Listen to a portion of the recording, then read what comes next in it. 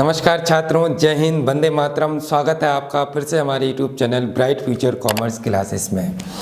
छात्रों, आज हम पढ़ेंगे क्लास 12 अकाउंटेंसी ऋण पत्रों का निर्गमन हिंदी माध्यम से।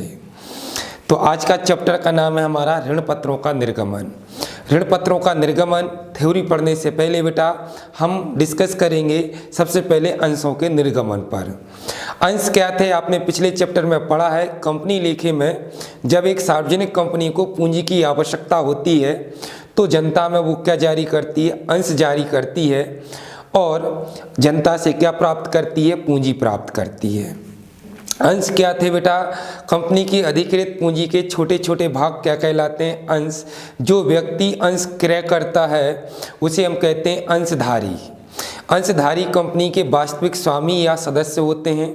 इन्हें अंशों के बदले में लाभांश दिया जाता है, परंतु ध्यान रहे लाभांश की दर निश्चित नहीं होती और कंपनी अंशधारी को लाभ तभी देती है जब कंपनी को लाभ हो। यदि कंपनी को हानि हो रही है तो अंशधारी को कोई लाभ नहीं दिया जाता। परंतु इस चैप्टर में हम बेटा पढ़ रहे हैं ऋण पत्रों का निर्गमन। अब ऋण पत्र क्या है, तो कंपनी के पास वित्त प्राप्त करने के, पूंजी को इकट्ठा करने के विभिन्न प्रकार के स्रोत होते हैं, जिनमें से एक स्रोत है अंश और दूसरा स्रोत है ऋण पत्र, जनता से ऋण लेने का एक स्रोत। तो अंश की बेटा एक सीमा होती है कि कंपनी केवल उतने ही अंशों का निर्गमन कर सकती है जितनी कंपनी के पास अधिकृत पूंजी है। अगर कंपनी के पास 1 लाख रुपए या 10 लाख रुपए या 20 लाख रुपए की अधिकृत पूंजी है तो जनता से अंशों के माध्यम से केवल 20 लाख रुपए तक की पूंजी प्राप्त की जा सकती है। इससे अधिक पूंजी प्राप्त नहीं की जा सकती। यानी कि कंपनी जनता से केवल उतनी ही पूंजी प्राप्त कर सकती है या उतने ही अंश जारी कर सकती है जितनी कंपनी के पास अधिकृत पूंजी है।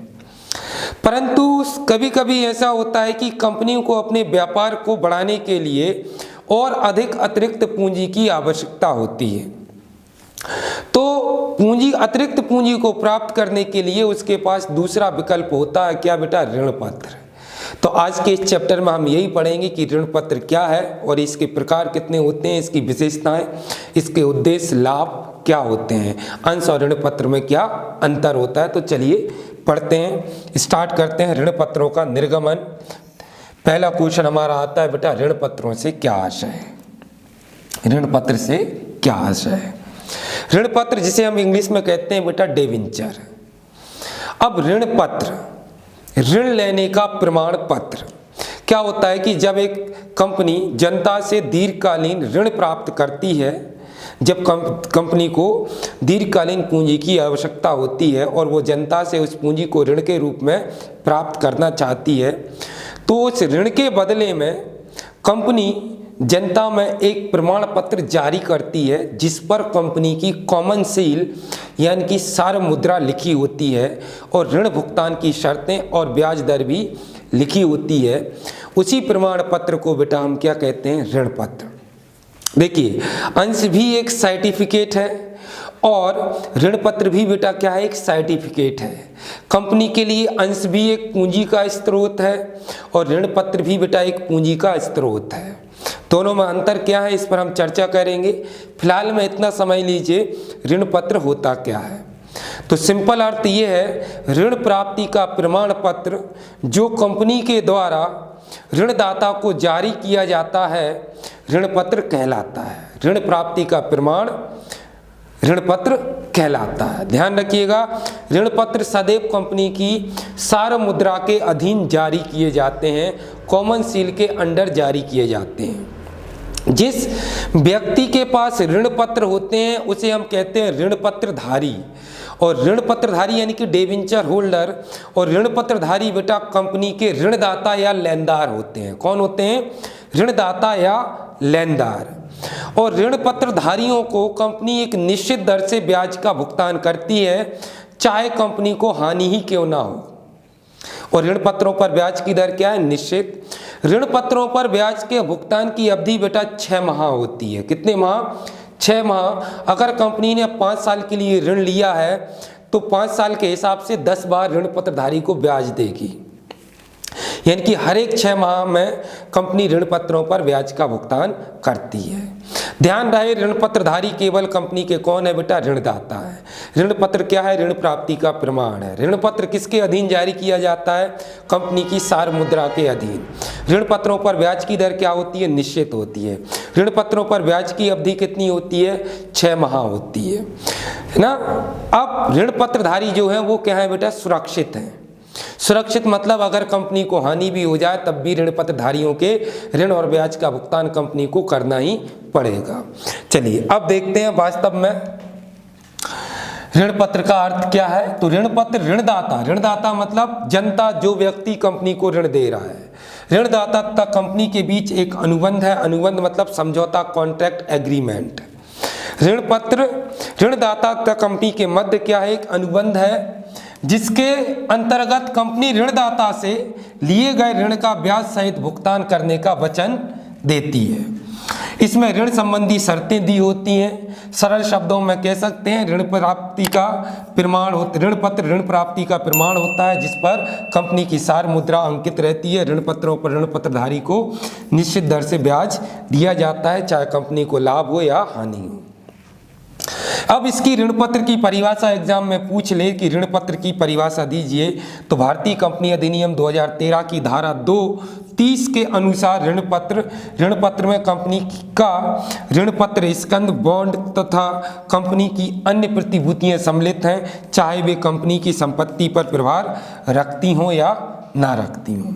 तो स्पष्ट हो गया होगा बेटा ऋण पत्र क्या होता है। ऋण प्राप्ति का प्रमाण पत्र क्या होता है? ऋण पत्र। बिल्कुल सेम वैसे ही जैसे मैं आपसे उधार पैसा मांगूं और आप मुझसे कहें कि सर क्या गारंटी है आप हमारा पैसा वापस करेंगे, और हम आपसे एक अनुबंध एग्रीमेंट कर लें और लिख कर दे दें कि भाई इस डेट को इस इंटरेस्ट के साथ हम आपका लोन रीपे कर देंगे, तो ये प्रमाण पत्र जो हमने आपको लोन के बदले में दिया है ये क्या कहलाता है बेटा? ऋण पत्र। आगे याद रखना बेटा, ऋण पत्र का हरण नहीं होता। अंश पढ़ा होगा आपने, अंशों का हरण होता है, जबकि ऋण पत्रों का हरण नहीं होता। ऋण पत्रों का क्या होता है बेटा? शोधन। शोधन मतलब भुगतान होता है, वो भी कब? एक निश्चित अवधि में। स्पष्ट है ऋण पत्र का अर्थ। चलिए अब आगे चलते हैं। अगला हमारा क्वेश्चन आता है बेटा ऋण पत्र की विशेषता। पहला पॉइंट क्या है? ऋण का प्रमाण। ऋण पत्र ऋण प्राप्ति का एक प्रमाण होता है जो कंपनी द्वारा ऋणदाता को जारी किया जाता है। निश्चित ब्याज दर, ऋण पत्रों पर ऋण पत्रधारी को निश्चित ब्याज दर से ब्याज दिया जाता है, चाहे कंपनी को लाभ हो चाहे हानि, जबकि अंशों पर लाभांश की दर निश्चित नहीं होती है। ऋण पत्रों का हरण, ऋण पत्रों का अंशों की भांति ऋण पत्रों का हरण करना संभव नहीं होता, क्योंकि ऋण पत्रों का हरण नहीं किया जा सकता। ऋण पत्रों का शोधन किया जाता है। शोधन मतलब एक निश्चित अवधि में उनका भुगतान कर दिया जाता है। सार मुद्रा, ऋण पत्र सदैव कंपनी की सार मुद्रा यानी कि कॉमन सील के अधीन निर्गमित किए जाते हैं। विवरण, ऋण पत्र पर समस्त विवरण जैसे अवधि, ब्याज की दर, वापसी का समय, प्रकार आदि विवरण अंकित होते हैं। मतलब ऋण पत्र पर ऋण की संपूर्ण जानकारी लिखी होती है। दीर्घकालीन ऋण पत्रों सामान्यतः 5 साल या उससे अधिक अवधि के लिए जारी किए जाते हैं, इसलिए इनसे हम जो ऋण प्राप्त करते हैं बेटा, ये कौन सा ऋण होता है? दीर्घकालीन ऋण होता है। तो स्पष्ट है आपका ऋण पत्र की विशेषताएं। अब इन्हीं विशेषताओं में से बेटा बहुत सारे पॉइंट आपके एक्सरसाइज के बन जाते हैं। जैसे एग्जाम में पूछ ले ऋण पत्र क्या है, तो ऋण प्राप्ति का प्रमाण। एग्जाम में पूछ ले क्या ऋण पत्रों पर ब्याज की दर निश्चित होती है, तो निश्चित होती है। ऋण पत्रों पर ब्याज की अवधि कितनी होती है? 6 माह होती है। ऋण पत्र खालिस्तान के अधीन जारी किए जाते हैं बेटा, सार मुद्रा के अधीन। ऋण पत्रों का खालिस्तान होता है, क्या होता है बेटा? शोधन। ऋण पत्रों का नहीं हो सकता खालिस्तान, क्या नहीं हो सकता? हरण। समझ गए? तो ये हो गया बेटा हमारे ऋण पत्र की विशेषताएं। अगला हमारा क्वेश्चन आता है ऋण पत्रों के निर्गमन के उद्देश्य, यानी कि कंपनी ऋण पत्र निर्गमित क्यों करती है। सीधी सी बात है बेटा, ऋण पत्र क्या है? ऋण प्राप्ति का प्रमाण है। जब कंपनी ऋण ले रही है जनता से, तो जनता को वो क्या दे रही है? एक प्रमाण पत्र दे रही है। इसको हम क्या कहते हैं? ऋण पत्र डिवेंचर कहते हैं। अब ऋण पत्र निर्गमित करने के उद्देश्य कभी भी पूछ ले कोई, तो उद्देश्य का मतलब है क्यों। कोई भी कंपनी अगर ऋण प्राप्ति के लिए ऋण पत्र जारी कर रही है तो बेटा ऋण कोई भी कंपनी समोसे कचौड़ी खाने के लिए नहीं लेगी, वो किसके लिए लेगी, या तो वो अपना नया व्यवसाय स्थापित कर रही होगी, या नई मशीनें खरीद रही होगी, या पुरानी मशीनों को रिप्लेस कर रही होगी, या जो प्लांट है हमारा उसका आधुनिकीकरण कर रही होगी, या फिर कंपनी को दीर्घकालीन पूंजी की आवश्यकता होगी, तभी वो क्या करेगी बेटा, जनता में ऋण पत्र जारी करेगी। तो लिखा हुआ है यहाँ पर, जब कंपनी को दीर्घकालीन ऋण की आवश्यकता होती है तब वह जनता में ऋण पत्रों का निर्गमन करती है। भारतीय प्रतिभूति विनिमय बोर्ड, भारतीय प्रतिभूति विनिमय बोर्ड को हम क्या कहते हैं बेटा, सेबी के नाम से जानते हैं, security exchange board of India. Board के अनुसार एक कंपनी निम्नलिखित उद्देश्य के लिए ऋण पत्रों का निर्गमन कर सकती है। एक, दीर्घकालीन कार्यशील पूंजी की पूर्ति के लिए, जब कंपनी को दीर्घकालीन पूंजी की कार्यशील पूंजी की आवश्यकता होती है तब कंपनी जनता में क्या जारी कर सकती है, ऋण पत्र जारी कर देती है।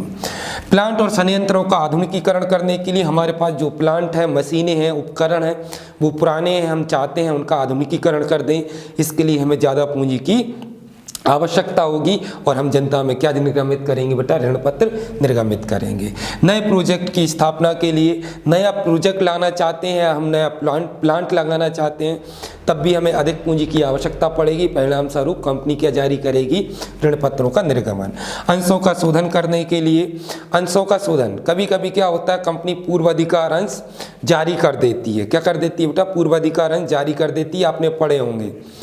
तो कुछ ऐसे पूर्वाधिकार अंश होते हैं जिनका कंपनी के जीवन काल में ही शोधन यानी कि भुगतान करना होता है, और कंपनी के पास अगर उन अंशों का भुगतान करने के लिए पैसा नहीं है तो कंपनी क्या करती है, जनता में ऋण पत्र निर्गमित करती है और उस ऋण से जो राशि प्राप्त होती है उससे अंशों का शोधन कर देती है। तो इन उद्देश्यों के लिए कंपनी अपने ऋण पत्रों का निर्गमन कर सकती है। प्लान है बेटा ऋण पत्रों के उद्देश्य।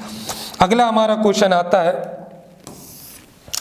ऋण पत्रों के लाभ या उपयोगिता। ऋण पत्रों के क्या लाभ होते हैं और क्या उपयोगिता होती है बेटा। ऋण पत्रों के कुछ अंशधारियों के लिए भी लाभ हैं, कुछ कंपनियों के लिए भी लाभ है। जैसे अंशधारी को लाभ ये हो गया कि वो सुरक्षित है, कंपनी को हानि भी हो जाए तब भी उसको ब्याज मिलना है। कंपनी के लिए लाभ ये है कि अगर कंपनी ज़्यादा लाभ अर्जित कर ले तब भी उसे उतना ही ब्याज देना है जितनी शर्त थी, यानी कि ब्याज ज़्यादा नहीं देना। दूसरा मैटर, कंपनी के ऋण पत्रधारी केवल कंपनी के ऋणदाता हैं, इन्हें प्रबंध में भाग लेने का अधिकार नहीं होता, तो कंपनी का जो मालिकाना हक होता है वो कंपनी के पास ही होता है, जनता के पास नहीं जाता। तो पहला पॉइंट है बेटा वित्तीय आवश्यकताओं की पूर्ति। वित्तीय आवश्यकताओं की पूर्ति मतलब पूंजी की पूर्ति हो जाती है। जब कंपनी को पूंजी की आवश्यकता होती है तो कंपनी जनता में ऋण पत्र जारी करती है और ऋण पत्रों से कंपनी की वित्तीय आवश्यकता पूरी हो जाती है। यह ऋण पत्र के निर्गमन का क्या हो गया बेटा, लाभ। दूसरा है बेटा स्वामित्व नहीं। ऋण पत्रधारी का कंपनी पर स्वामित्व नहीं होता, उन्हें मत देने का अधिकार भी प्राप्त नहीं होता, क्योंकि ऋण पत्रधारी केवल कंपनी का ऋणदाता है, वो ऋणदाता जिसका पैसा कंपनी एक निश्चित अवधि के बाद वापस कर देगी। दूसरा अंशधारियों को लाभ।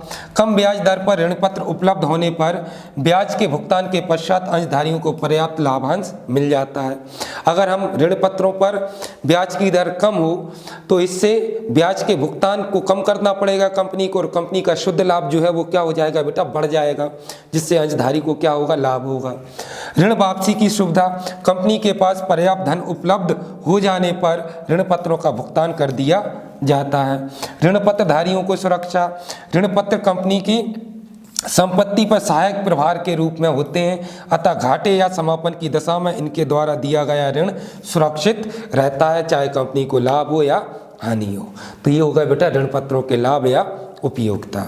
अगला हमारा क्वेश्चन आता है बेटा, बॉन्ड किसे कहते हैं। सामान्यतः सरकारी और अर्ध सरकारी कंपनियां जब जनता से ऋण प्राप्त करती हैं तो बेटा वो क्या जारी करती हैं, जनता में बॉन्ड जारी करती हैं। ध्यान रखिएगा, बॉन्ड पर पूर्व निर्धारित कोई ब्याज दर निर्धारित नहीं होती, मतलब पूर्व से कोई ब्याज दर निश्चित नहीं होती, और ये कौन जारी करती है, सरकार। एक तरीके से ऋण पत्र ही क्या है, बॉन्ड है, जिस पर ब्याज की दर पूर्व निर्धारित ना हो। तो बॉन्ड से आशय, बॉन्ड एक लिखित प्रपत्र है जो कि ऋण पत्र के समान ही ऋण का प्रमाण है। पहले परंपरागत रूप में इनका निर्गमन सरकार द्वारा ही किया जाता था, परंतु वर्तमान में इन्हें अर्ध सरकारी अथवा निजी संस्थाओं द्वारा भी जारी किया जाता है। ध्यान रखिएगा, बॉन्ड पर बेटा ऋण पत्र की भांति ही ऋण का प्रमाण है, परंतु इसमें ब्याज की दर पूर्व निश्चित नहीं होती। क्लियर है? अगर एग्जाम में ऐसा पूछ ले उस प्रपत्र का नाम बताइए जो बिना ब्याज के जनता में जारी किया जाता है, तो या फिर बट्टे पर जारी किया जाता है, तो वो क्या होता है बेटा? बॉन्ड होता है। अब हमारा आता है अंश और ऋण पत्र में अंतर। अंश और ऋण पत्र में अंतर, पहला पॉइंट क्या है बेटा? अर्थ। तो हम अच्छे से पढ़ चुके हैं। अंश क्या था बेटा? कंपनी की अधिकृत पूंजी के छोटे छोटे भाग अंश कहलाते हैं। ऋण पत्र क्या है? ऋण प्राप्ति का प्रमाण जो कंपनी की सार मुद्रा के अधीन निर्गमित किया जाता है, क्या कहलाता है? ऋण पत्र। लिखा है कंपनी की अधिकृत पूंजी के छोटे छोटे भाग अंश कहलाते हैं। कंपनी ऋण के रूप में जो प्रमाण पत्र जारी करती है उसे क्या कहते हैं बेटा? ऋण पत्र कहते हैं। प्रतिफल, अंशों पर लाभांश दिया जाता है और ऋण पत्रों पर बेटा क्या दिया जाता है? ब्याज दिया जाता है। प्रकार, अंश कितने प्रकार के होते हैं? दो प्रकार के। एक समतान जिन्हें हम साधारण अंश भी कहते हैं, दूसरे पूर्वाधिकार अंश, इन्हें हम विशेष अंश भी कहते हैं। जबकि ऋण पत्र अनेक प्रकार के होते हैं। जोखिम, अंशों पर अधिक जोखिम होता है, ऋण पत्रों पर जोखिम नहीं होता। ये सुरक्षित होते हैं क्योंकि कंपनी को अगर हानि हो जाए तब भी ऋण पत्रों का भुगतान एक निश्चित अवधि में किया ही जाता है। हरण एवं शोधन, अंशों का हरण किया जाता है और ऋण पत्रों का शोधन किया जाता है। तो अंतर बेटा स्पष्ट हो गया होगा किस किस में? अंश और ऋण पत्र में। ध्यान रखिएगा, लेकिन दोनों ही कंपनी के वित्त के स्रोत हैं। अगला हमारा क्वेश्चन आता है अंशधारी और ऋण पत्रधारी में अंतर। तो देखो बेटा, जिस व्यक्ति के पास कंपनी के अंश हैं वो कौन है? अंशधारी। जिस व्यक्ति के पास कंपनी के ऋण पत्र हैं वो कौन है? ऋण पत्रधारी। अंशधारी यानी कि शेयर होल्डर, डिवेंचर, ऋण पत्रधारी यानी कि डिवेंचर होल्डर्स। अब अंशधारी और ऋण पत्रधारी में अंतर क्या है? तो बहुत सारे अंतर। अंशधारी यानी कि शेयर होल्डर कंपनी के वास्तविक स्वामी होते हैं, जबकि ऋण पत्रधारी कंपनी के केवल ऋणदाता या लेनदार होते हैं, ऋण देने वाला व्यक्ति। अंशधारी मालिक हैं, इसलिए इन्हें कंपनी के प्रबंध में भाग लेने का अधिकार होता है, लेकिन ऋण पत्रधारी को प्रबंध में भाग लेने का अधिकार नहीं होता। अंशधारी को लाभांश दिया जाता है प्रतिफल के रूप में, लेकिन ऋण पत्रधारी को प्रतिफल के रूप में ब्याज दिया जाता है। अंशधारी को लाभांश की दर निश्चित नहीं होती, लेकिन ऋण पत्रधारी के लिए ब्याज की दर निश्चित होती है। स्पष्ट है? अंशधारी सुरक्षित नहीं होते, लेकिन ऋण पत्रधारी सुरक्षित होते हैं। मतलब ऋण पत्रधारियों का ऋण जो है वो सुरक्षित है, अंशधारी की पूंजी सुरक्षित नहीं होती। चलिए देखते हैं अंतर। पहला पॉइंट लिखा है स्वामित्व। अंशधारी कंपनी के वास्तविक स्वामी होते हैं, ऋण पत्रधारी कंपनी के ऋणदाता या लेनदार भी हो सकता है बेटा, एक ही कहते हैं, ऋणदाता या लेनदार एक ही शब्द है। इसे इंग्लिश में हम क्रेडिटर कहते हैं। मत देने का अधिकार, इन्हें मत देने का अधिकार होता है क्योंकि ये वास्तविक स्वामी है, इन्हें मत देने का अधिकार नहीं होता। प्रतिफल, अंशधारी को प्रतिफल के रूप में लाभांश दिया जाता है, जबकि ऋण पत्रधारी को ब्याज दिया जाता है। जोखिम, अंशधारी को अधिक जोखिम होता है, ऋण पत्रधारी को जोखिम नहीं होता। सदस्यता, अंशधारी कंपनी के सदस्य होते हैं, ऋण पत्रधारी कंपनी के सदस्य नहीं होते। और भी लिख सकते हैं प्रबंध में भाग, अंशधारी को कंपनी के प्रबंध में भाग लेने का अधिकार होता है, लेकिन ऋण पत्रधारी को कंपनी के प्रबंध में भाग लेने का बेटा अधिकार नहीं होता है। स्पष्ट है आपका? चलिए अगला क्वेश्चन हमारा आता है ऋण पत्रों के विभिन्न प्रकार। तो ऋण पत्रों के प्रकार, पहला लिखा है बेटा पंजीकृत ऋण पत्र और दूसरा लिखा है बेटा वाहक ऋण पत्र। तीसरा लिखा है शोध ऋण पत्र, अशोध ऋण पत्र, परिवर्तनशील, अपरिवर्तनशील, सुरक्षित ऋण पत्र और असुरक्षित ऋण पत्र। पंजीकृत ऋण पत्रों के धारकों के नाम कंपनी के रजिस्टर में लिखे जाते हैं। इनका कंपनी की अनुमति के बिना हस्तांतरण नहीं हो सकता। यानी कि ऐसे ऋण पत्र जिनका पूरा ब्यौरा कंपनी के रजिस्टर में पंजीकृत है, लिखा हुआ है, वो कौन से ऋण पत्र है बेटा? पंजीकृत। वाहक ऋण पत्र, ऐसे ऋण पत्र जिनका सुपुर्दगी यानी कि हस्तांतरण मात्र से ही क्या हो जाए बेटा? शोधन हो जाए, क्या कहलाता है? वाहक ऋण पत्र कहलाते हैं। एग्जाम में कई बार पूछा गया है कि वह ऋण पत्र जो सुपुर्दगी मात्र से शोधन हो जाए या जिनका हस्तांतरण से शोधन हो जाए वो कौन से ऋण पत्र होते हैं? तो कौन से ऋण पत्र होते हैं बेटा? वाहक ऋण पत्र। शोध ऋण पत्रों का भुगतान एक निश्चित अवधि के बाद कर दिया जाता है, यानी कि ऐसे ऋण पत्र जिनका भुगतान एक निश्चित अवधि में किया जाता है वो क्या होते हैं? शोध ऋण पत्र। अशोध ऋण पत्र जिनके भुगतान की कोई निश्चित अवधि नहीं होती और या जिनका भुगतान कंपनी के जीवन काल में नहीं किया जाता, वो क्या होते हैं बेटा, अशुद्ध ऋण पत्र। परिवर्तनशील ऋण पत्र और अपरिवर्तनशील ऋण पत्र, ऐसे ऋण पत्र जिन्हें समतांशों में परिवर्तित किया जा सकता है वो क्या होते हैं बेटा, परिवर्तनशील ऋण पत्र। जिन्हें समतांशों में परिवर्तित नहीं किया जा सकता वो कौन से होते हैं बेटा, अपरिवर्तनशील ऋण पत्र। इसके बाद सुरक्षित ऋण पत्र, इन ऋण पत्रों के भुगतान की सुरक्षा के लिए कंपनी अपनी संपत्तियां जमानत पर रखती है, यानी कि ऐसे ऋण पत्र जो जनता में निर्गमित तो किए हैं, लेकिन इस शर्त पर कि अगर कंपनी अपने ऋण का भुगतान ना कर पाई तो कंपनी अपनी संपत्तियों का विक्रय करके उनका भुगतान कर देगी, यानी कि कंपनी ने अपनी संपत्ति गिरवी रख दी। असुरक्षित, ये वो ऋण पत्र होते हैं जिनमें ब्याज के भुगतान तथा मूलधन के लिए ऋणदाताओं को कोई प्रतिभूति नहीं दी जाती, यानी कि कंपनी ने कोई संपत्ति गिरवी नहीं रखी है। तो ये बेटा क्या होगा, ऋण पत्रों के प्रकार। स्पष्ट है आपको ऋण पत्रों के प्रकार। चलिए हमारा अगला क्वेश्चन देखते हैं। अगला हमारा लास्ट क्वेश्चन आता है बेटा, शून्य कूपन दर ऋण पत्र। शून्य कूपन दर ऋण पत्र क्या होते हैं? शून्य का मतलब क्या होता है बेटा, जीरो। अगर सिंपली भाषा में आप समझें तो ऐसे ऋण पत्र जिन पर ब्याज की दर शून्य होती है, जिन ऋण पत्रों को बट्टे पर निर्गमित किया जाता है और सममूल्य पर जिनका शोधन किया जाता है वो क्या होते हैं बेटा, शून्य कूपन दर ऋण पत्र। ध्यान रखिएगा, शून्य कूपन दर ऋण पत्रों को बट्टे पर निर्गमित किया जाता है और सममूल्य पर इनका शोधन किया जाता है।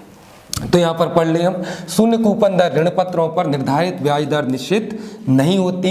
इन ऋण पत्रों को बट्टे पर जारी किया जाता है तथा सममूल्य पर इनका भुगतान को क्या कहते हैं बेटा, शोधन किया जाता है। बट्टा मुद्रा के मूल्य में कमी के कारण होता है। उदाहरण के लिए 100 रुपये के ऋण पत्रों को 80 रुपये में दिया जाएगा। मुद्रा के मूल्य में कमी की क्षतिपूर्ति है, मतलब 20 रुपये जो है वो मुद्रा के मूल्य में जो कमी है उसकी क्षतिपूर्ति है, ना कि ब्याज। इसी कारण इसे शून्य कूपन दर ऋण पत्र कहते हैं। यानी कि सीधी सी हम बात कहें तो ऐसे ऋण पत्र जिनका निर्गमन बट्टे पर किया जाता है और शोधन सममूल्य पर किया जाता है, इन पर ब्याज की दर शून्य होती है, वो कौन से ऋण पत्र कहलाते हैं बेटा, शून्य कूपन दर ऋण पत्र। तो ये बेटा हमारा थ्योरी कंप्लीट हो गया है, ऋण पत्रों का निर्गमन। अगर कोई डाउट है तो कमेंट बॉक्स में कमेंट कर दें। वीडियो पसंद आया हो तो लाइक कर लें, चैनल को सब्सक्राइब कर लें ताकि अगली वीडियो का नोटिफिकेशन आपके पास आ जाए। जय हिंद, जय भारत।